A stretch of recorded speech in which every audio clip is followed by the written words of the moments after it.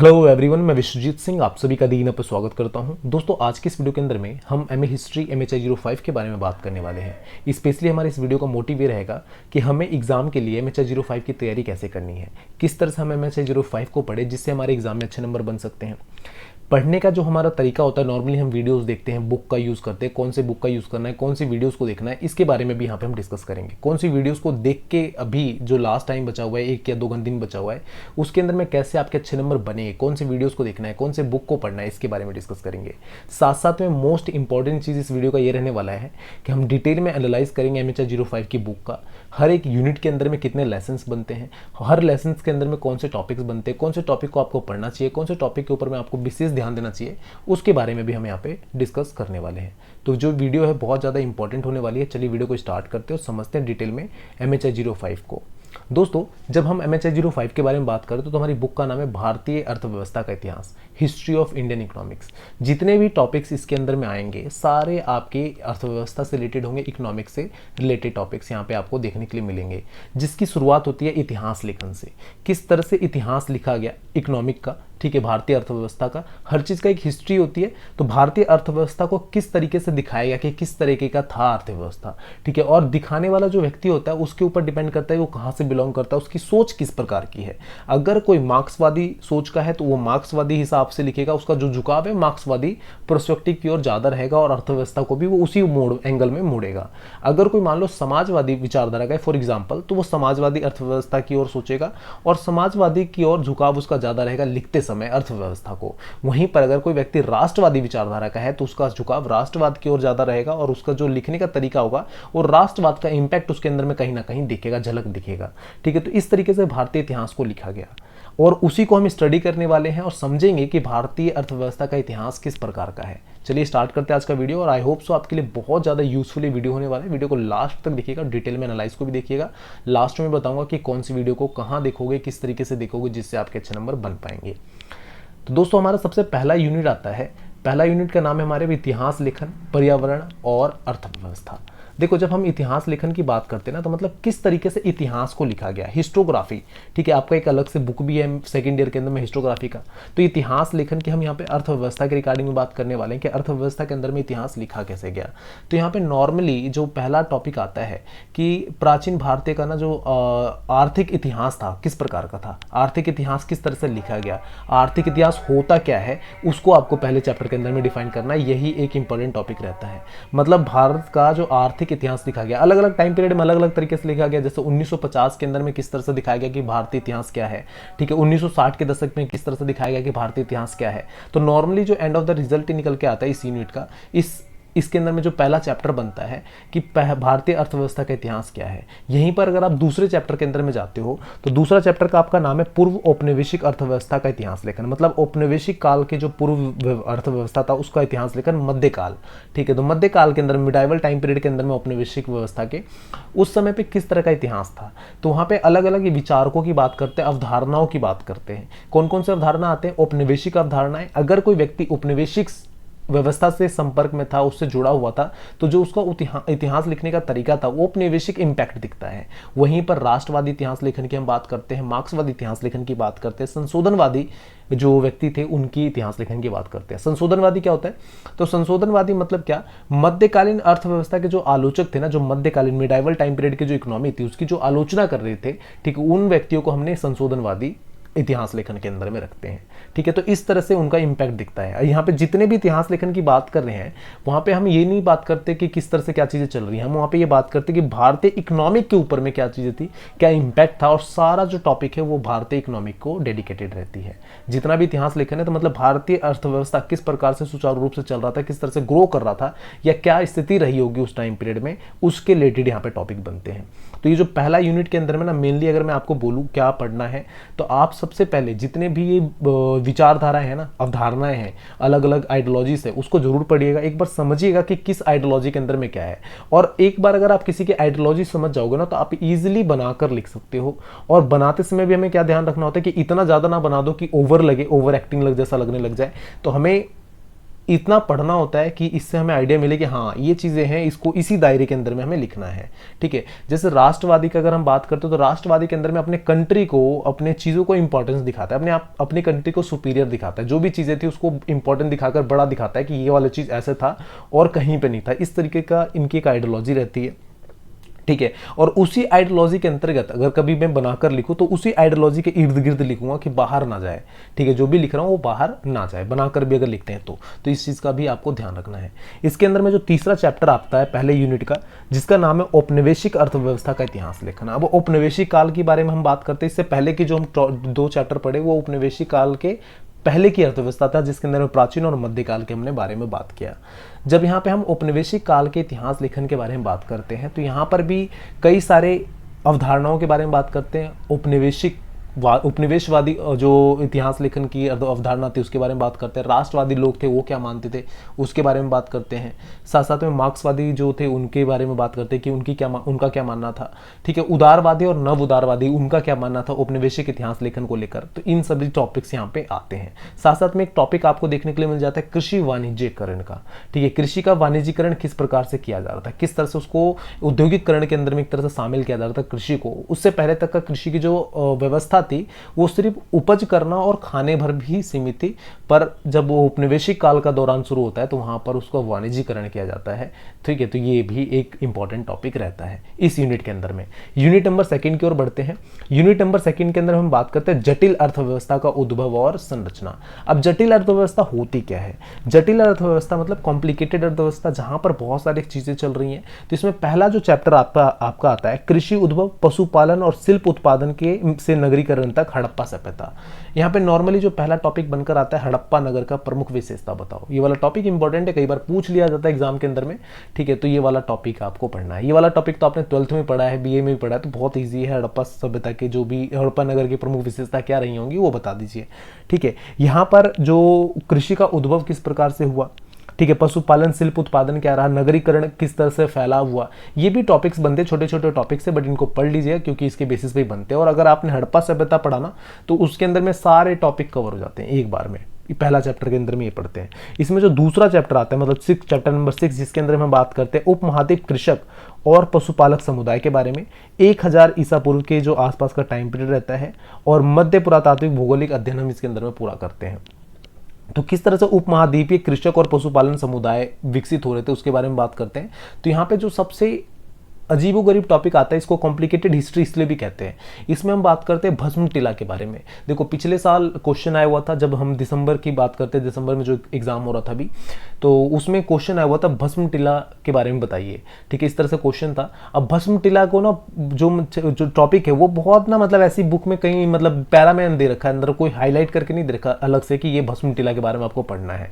ठीक है, अब ऐसी बीच में टॉपिक दे रखा था, बहुत सारे स्टूडेंट्स ने ये क्वेश्चन को छोड़कर आए थे। भस्म टीला के बारे में जरूर पढ़ लीजिएगा। आरंभिक कृषि और पशुपालन किस प्रकार से हुआ इसको पढ़िएगा। भस्म टीला होता क्या है, तो जो एक तरह से शव आते हैं ना, एक साथ में बहुत सारे जो शवों को दफनाया गया हुआ था, भस्म मतलब शवों को दफनाया गया था, शवदाह जो थे उसको हम भस्म टीला के तौर पे जानते हैं। ठीक है, जैसे अब इसमें 2 चीजें भी एक आइडियोलॉजी आती है भस्म टीला के अंदर में। एक तो ये रहता है कि जैसे जो लोग मर गए थे या फिर जो लोग अपनी जगह को छोड़कर चले गए, ठीक है, पूरा गांव खाली हो गया, तो उसको भी भस्म टीला के तौर पे जाना गया कि पूरा गांव विस्थापित हो गया, ये मतलब बंजर हो गया, जो भी चीजें हैं उसको भी भस्म टीला के तौर पे देखा गया। तो ये भी एक यहाँ पे रहता है।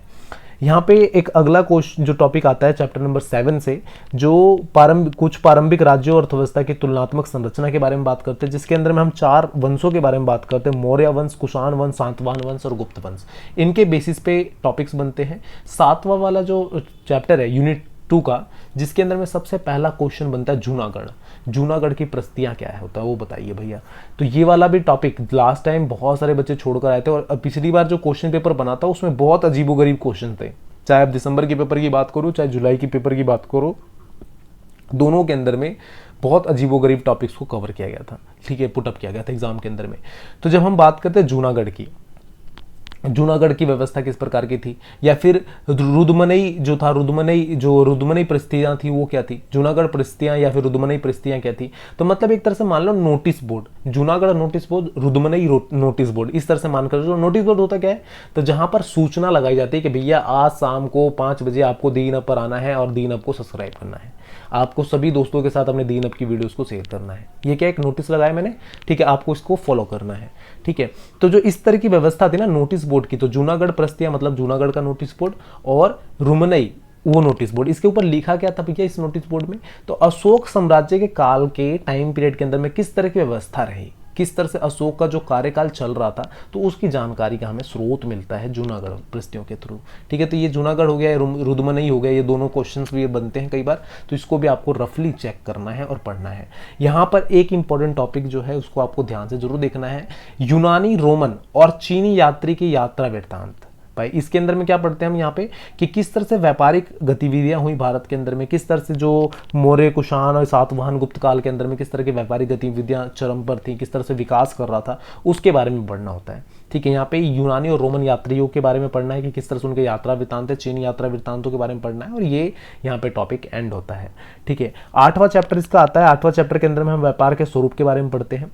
तो यहाँ पे आता है मौर्य काल के व्यापारिक गतिविधियां किस प्रकार की थी, मौर्य काल के अंदर में व्यापारिक गतिविधियां कौन सी थी, किस तरह से मौर्य काल के अंदर व्यापार किया जाता था, उसके बारे में यहाँ पे रहता है टॉपिक। उसके बाद यहाँ पे आता है चैप्टर नंबर 9 जो इस यूनिट का लास्ट चैप्टर है, जिसके अंदर हम बात करते हैं व्यापार का स्वरूप, शहरीकरण और आपसी संबंध के बारे में, जहां पर आता है कि मतलब दक्कन के जो प्रारंभिक शहरीकरण था, दक्कन जो क्षेत्र था, दक्कन के अंदर में शहरीकरण का उद्भव किस प्रकार से हुआ, शहरीकरण का विकास किस प्रकार से हुआ, और इसका टाइम पीरियड क्या रहता है, 300 ईसा पूर्व से लेकर 300 के ईसा के करीब का हम यहाँ पे टाइम पीरियड की बात करते हैं, ठीक है। 300 ईसा पूर्व से 300 ईस्वी तक की जो टाइम पीरियड उसको कवर करते हैं, और दक्कन के प्रारंभिक शहरीकरण की बात करते हैं।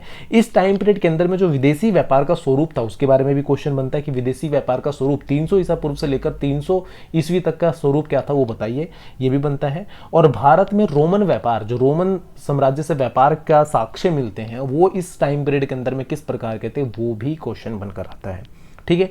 अगले यूनिट की ओर बढ़ते हैं। अगला यूनिट हमारा कहता है कि प्रारंभिक मध्यकालीन अर्थव्यवस्था, यूनिट नंबर 3 कि प्रारंभिक मध्यकालीन अर्थव्यवस्था किस प्रकार का था।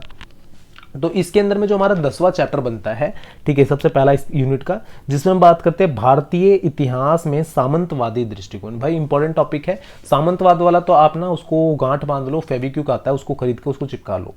रीजन ये है कि सामंतवाद वाले टॉपिक आपको अक्सर आपको एग्जाम के अंदर में दिख जाएगा, चाहे आप किसी भी सब्जेक्ट को पढ़ लो, अगर उस बुक के अंदर में सामंतवाद है तो दिख जाता है अक्सर, ठीक है, आ जाता है एग्जाम के अंदर में।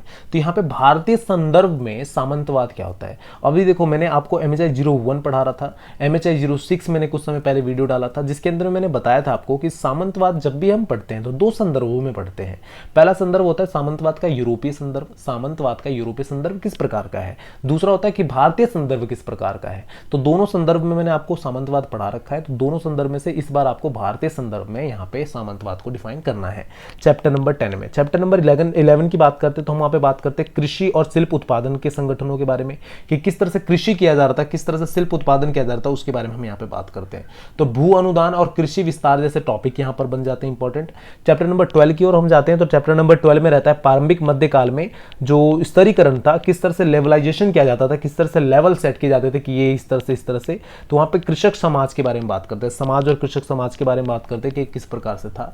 तो यहाँ पे जो टॉपिक बनता है उत्तर गुप्तकालीन उत्तर भारत में कृषि का उत्पादन, ठीक है, उत्तर गुप्तकालीन के अंदर में किस तरह से कृषि का उत्पादन किया जाता है उसके ऊपर टॉपिक बनता है। चैप्टर नंबर 13 की मैं बात करूं, जो इंपॉर्टेंट टॉपिक यहाँ पे आता है, चैप्टर नंबर 13 का जो आपका नाम है कृषि एवं शिल्प उत्पादन, इसके अंदर में जो टॉपिक बनता है अग्रहार और ब्रहादेह जो होते हैं वो किस प्रकार के थे। अग्रहार क्या होता है और ब्रहादेह क्या होता है, दोनों एक तरह के दान होते हैं, जो दान दिया जाता था राजा के द्वारा या किसी समर्थ व्यक्ति के द्वारा जो दान दिया जाता था। बृहदान मतलब क्या, ब्राह्मणों को दिया जाने वाला दान। अग्रहार मतलब क्या, आगे दिया जाने वाला दान जो पहले ही दे दिया जाता था, ठीक है, अग्रहार, ठीक है। तो ये इस तरह का जो दान होते थे, क्या इंपॉर्टेंट रोल रहती है उसकी अर्थव्यवस्था के अंदर में, किस तरह से भू विस्तार का कार्य करती है, सारे टॉपिक्स यहाँ पे कवर होते हैं। साथ साथ में इस चैप्टर के अंदर में एक टॉपिक और बनता है कि चोल और चालुक्य शासन काल के अंदर में भू अधिकार क्या थे, किस प्रकार से भू अधिकार थे लोगों के पास में, वो भी एक टॉपिक यहाँ पे रहता है।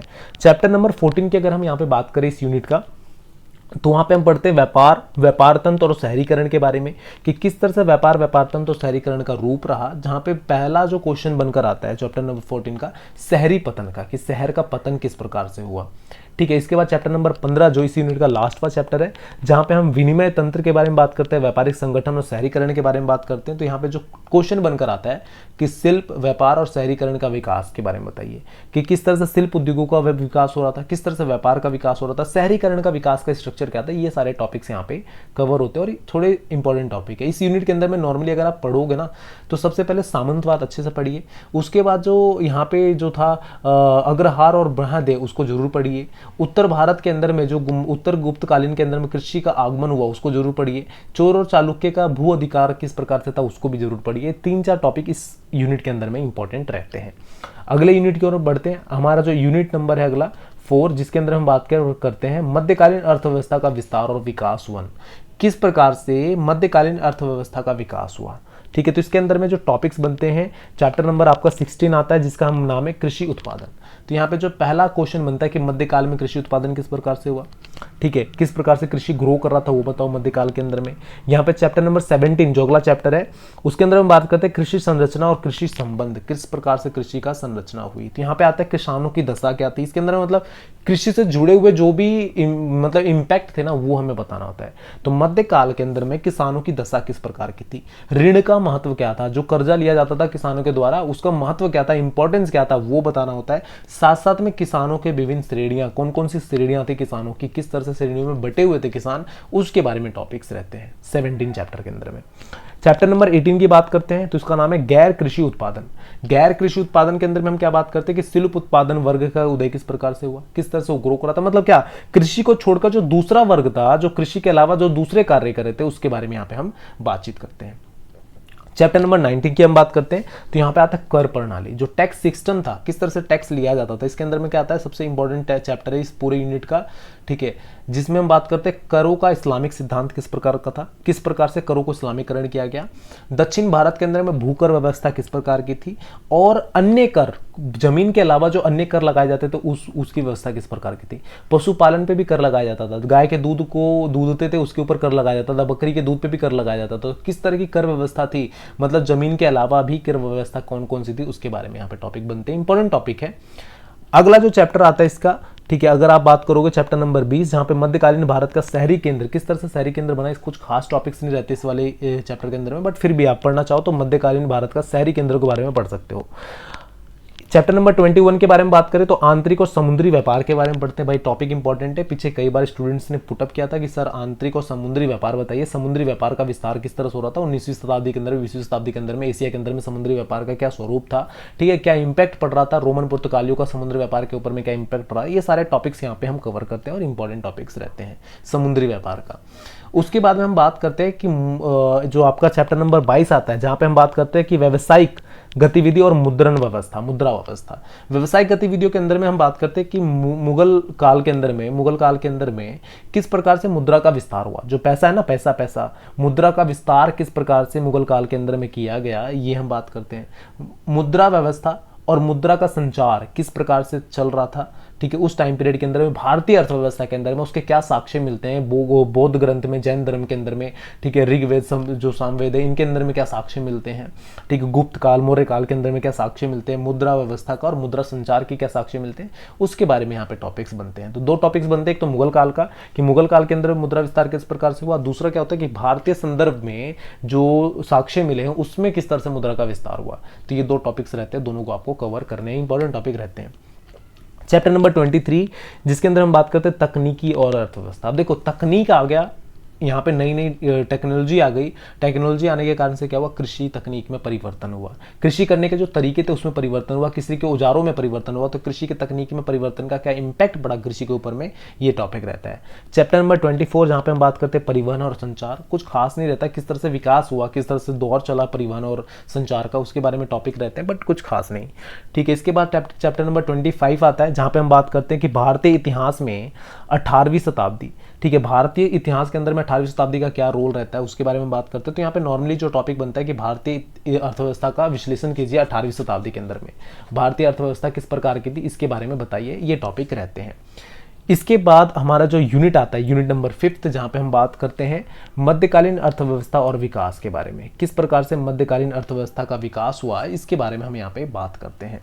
तो यहाँ पे जब आप बात करते हो कि मध्यकालीन अर्थव्यवस्था का विकास, तो यहाँ पे 2 चैप्टर बनकर आते हैं, व्यापारी और बाजार 1857 से 1947, और दूसरा चैप्टर आता है उपनिवेशवाद और व्यापार।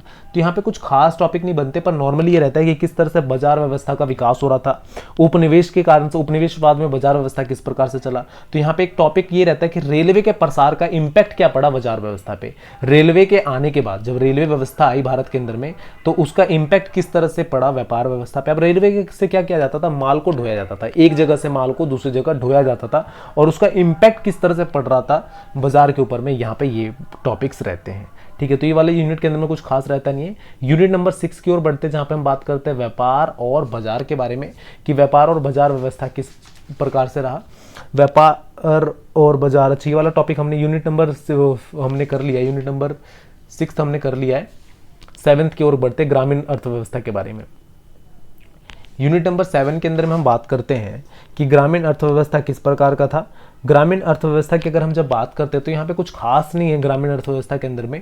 नॉर्मली यहाँ पे आता है कि भू नीतियाँ किस प्रकार की थी ब्रिटिश सरकार की, स्थायी बंदोबस्त किस प्रकार से किए जाते थे, कृषि व्यवसायीकरण किस प्रकार का था। तो ये टॉपिक्स कुछ इसके अंदर में बनते हैं और कुछ खास टॉपिक नहीं रहता। अगर इस यूनिट के अंदर में अगर आपको पढ़ना है तो ब्रिटिश सरकार की भू नीति कौन कौन सी थी उसको पढ़िए, स्थायी बंदोबस्त क्या होता है उसको पढ़िए, कृषि का व्यवसायीकरण किस प्रकार से किया उसको पढ़िए। तो ये कुछ खास टॉपिक इसके अंदर में रहते हैं। जो यूनिट 8 है इसके अंदर में और भी लेसन से बनते हैं, बट उन लेसन के अंदर में कुछ खास टॉपिक्स है नहीं। ठीक है, तो यहाँ पे इस यूनिट को आप छोड़ सकते हो। और अगला यूनिट की अगर हम बात करें तो शिल्प उत्पादन और तकनीकी परिवर्तन, इसके अंदर में कुछ क्वेश्चंस बनते हैं कि जैसे शिल्प उत्पादन का क्या इंपैक्ट पड़ा, लघु जो स्तरीकरण उत्पादन क्षेत्र था वो किस तरह से विकास किया। ठीक है, और निरोधीकरण, ठीक है, निरोधीकरण जैसे औद्योगिकरण क्या होता है, इंडस्ट्रियलाइजेशन, डी इंडस्ट्रियलाइजेशन, क्या इंपैक्ट रहा, क्या उसका दृष्टिकोण रहा डी इंडस्ट्रियलाइजेशन का, लेकर उसको यहाँ पर टॉपिक बनते हैं। वो इंपॉर्टेंट टॉपिक है, उसको पढ़ सकते हो आप। ठीक है, औद्योगिकरण का स्वरूप किस प्रकार का था, किस तरह से औद्योगिकरण बढ़ रहा था, आगे ये टॉपिक बनकर आते हैं। उदारीकरण की राजनीति अर्थव्यवस्था, उदारीकरण नव उदारीकरण क्या थी व्यवस्था। ठीक है, पूरा ये टॉपिक्स इसके अंदर में यहाँ पे आते हैं और इसको आप पढ़ सकते हो। कुछ खास टॉपिक्स नहीं है बट इजीली चल जाएंगे। बट रफली अगर मैं इस पूरे बुक के बारे में बात करूं कि कौन कौन से टॉपिक्स को आपको पढ़ने हैं, तो नॉर्मली जो स्टार्टिंग का मैंने फर्स्ट यूनिट के अंदर में बताए थे, जो अलग अलग अवधारणाएं थे, उपनिवेशवाद, राष्ट्रवाद, मार्क्सवाद, संशोधनवादी, ठीक है, उदारवादी, नव उदारवादी, इन आइडियोलॉजीज को जरूर पढ़िएगा क्योंकि इनमें से एक ना एक क्वेश्चन बन जाता है। दूसरा फिर मैंने यहाँ पे बताया हड़प्पा सभ्यता के बारे में, जिसमें भस्म टलाया, बाकी चीज़ें थी। मौर्य काल की जो व्यापारिक गतिविधियाँ किस प्रकार की थी, दक्कन का शहरीकरण किस प्रकार का था। ये कुछ इंपॉर्टेंट टॉपिक्स रहते हैं, इनको जरूर पढ़िएगा। यूनिट नंबर 3 के अंदर हम बात करते हैं सामंतवाद, सबसे इंपॉर्टेंट टॉपिक। भू अनुदान जैसी व्यवस्था जो थी उसके बारे में बात करते हैं। गुप्त काल के अंदर में भारत की जो कृषि उत्पादन व्यवस्था किस प्रकार की थी उसके बारे में बात करते हैं। चोल चाल जो वंश के अंदर में जो भू शासन पर अधिकार था उसके बारे में बात करते हैं। अग्रहार और ब्रह्मदेव किस प्रकार से विकसित हो रहे थे उसके बारे में बात करते हैं। ठीक है, शहरीकरण के अंदर में किस तरह शहरीकरण का किस तरह से विकास हो रहा था उसके बारे में बात करते हैं। उसके बाद जो यूनिट 4 आता है यहाँ पे हम बात करते हैं कि मध्यकाल के अंदर में कृषि उत्पादन किस प्रकार से हुआ। ठीक है, किसानों की दशा किस प्रकार से रही।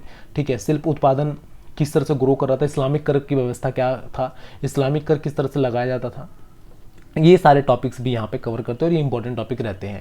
फिर आगे हम बात करते हैं कि रेलवे का प्रसार किस प्रकार से हुआ, रेलवे का प्रसार का व्यापार पर क्या इंपैक्ट पड़ा। तो ये कुछ टॉपिक्स यहाँ पे हम कवर करते हैं और इंपॉर्टेंट टॉपिक्स यहाँ पे रहते हैं। तो दोस्तों ये पूरे बुक का एनालाइज था। अगर हम बात करें कि अगर हम MA हिस्ट्री MHI 05 की तैयारी कर रहे हैं तो हमें पढ़ना कहाँ से चाहिए, तो नॉर्मली मैं सजेशन ये दूंगा, टाइम बहुत कम बचा हुआ है। नॉर्मली आप कहो तो आज आपका MHI 04 का एग्ज़ाम है। ठीक है, MHI 04 का एग्जाम देने के बाद, मतलब आज MHI 02 का एग्जाम है, कल MHI 04 का एग्जाम है, परसों आपका MHI 05 का एग्जाम होगा। तो रात भर का टाइम मिलेगा आपको पढ़ने के लिए MHI 05।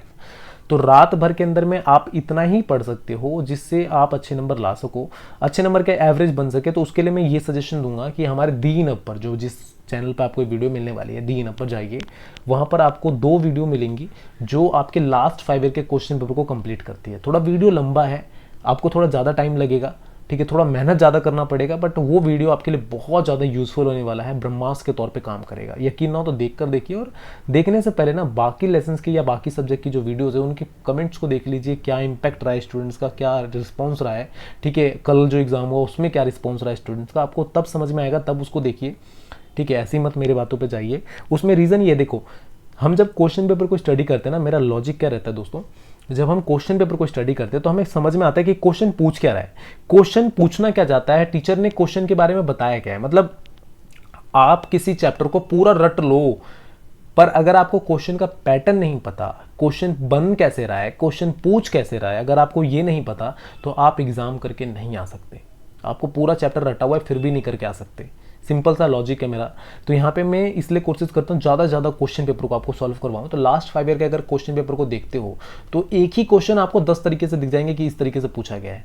ठीक है, यहाँ पे आपको ये 2 वीडियो जरूर देखने हैं, आप पार्ट 1 और पार्ट 2, जिसके अंदर हमने लास्ट 5 ईयर के क्वेश्चन पेपर की वीडियोस करी है। ऑलमोस्ट 3 घंटे का वीडियो है, टोटल 3-4 घंटे हो जाएंगे, 2 घंटे का ऊपर का, 1.5 घंटे का नीचे का है। ठीक है, तो मतलब 3-3.5 घंटे की वीडियो, इनको जरूर देखें। इन वीडियो को देखने के बाद आपको ये कह सकते हो कि आपका जो MA हिस्ट्री MHI 05 का अगर सिलेबस आपने 2% क्लियर किया होगा या 10% क्लियर किया होगा ना, तो उसमें अपने आप 50% ये जोड़ देगा। ठीक है, अपने आप 50% ये जोड़ देगा अगर ये 2 वीडियोस आपने पूरी तरह से क्लियर किया, सही तरीके से देखा, जो भी इसके अंदर में वर्क बताया वो आपने क्लियर किया, तो बहुत अच्छे तरीके से इंप्रूवमेंट इसके अंदर में आपको देखने के लिए मिलेगा। दूसरा यहाँ पे रहता है कि अगर आप मान लो ये टॉपिक वीडियोस भी नहीं देख सकते, आप चाहते हो कि कोई इंपॉर्टेंट टॉपिक बता दे आपको जिससे आपका चैप्टर एटलीस्ट क्लियर हो, तो यहाँ पे एक इंपॉर्टेंट टॉपिक का भी वीडियो है। ठीक है, इसको भी जरूर देखें, इससे भी आपको बहुत बेनिफिट मिलने वाला है। ठीक है, तो इस वीडियो को भी देख सकते हो, या आपको प्लेलिस्ट का जो डिस्क्रिप्शन के अंदर में लिंक मिल जाएगा, वहाँ से डायरेक्टली जाओ, प्लेलिस्ट देखो, आप वीडियोस को देखो, इम्पैक्ट उसका देखो क्या रहता है। और इस समय पे टाइम नहीं है कि आप नियर्स की बुक यूज़ करोगे, इस कॉलेज की बुक यूज़ करोगे, नोट्स बनाओगे, ये सारे टाइम चले गए। अभी बस इतना है कि जहाँ से आपको मिल रहा है ना जो चीज़ें, जितना भी आप देख सकते हो वो देखो, रिलैक्स होकर एग्जाम दो, और ऑल द बेस्ट आप सभी व्यूवर्स को। अच्छे से अगर आप तैयारी कर रहे हो तो MHI 05 क्या है, थोड़ा सा लेंथी सब्जेक्ट है, बड़ी बुक है। ठीक है, हम पहले ही डर जाते हैं, बट ये ईजी है, बहुत ज़्यादा ईजी है। इससे ज़्यादा टफ आप जब सेकेंड ईयर के अंदर में आओगे ना, तब आपको थर्ड जो टफ मिलेगा, MHI 06 पढ़ोगे तब वो थोड़ा सा डिफिकल्ट देगा। एक ही जैसा सिमिलर क्वेश्चंस आपको पूरे बुक के अंदर में दिखेंगे, तब वो आपको प्रॉब्लम में फंसोगे। MHI 010 पढ़ोगे तब आपको प्रॉब्लम में फंसोगे। तो बहुत ईजी है, बड़ी है बट ईजी है। तो फ्रेंड्स, यहाँ पे मैं वीडियो को एंड करूंगा। आई होप सो आपको वीडियो समझ में आ रही होगी। अगर कहीं पे कोई डाउट रहता है, कुछ कंफ्यूजन है, कोई क्वेश्चन है, तो आप कमेंट करके पूछ सकते हो। यहाँ पे मैं वीडियो एंड करता हूँ। Thank you so much for watching me, thank you so much for listening me, bye bye, take care, all the best.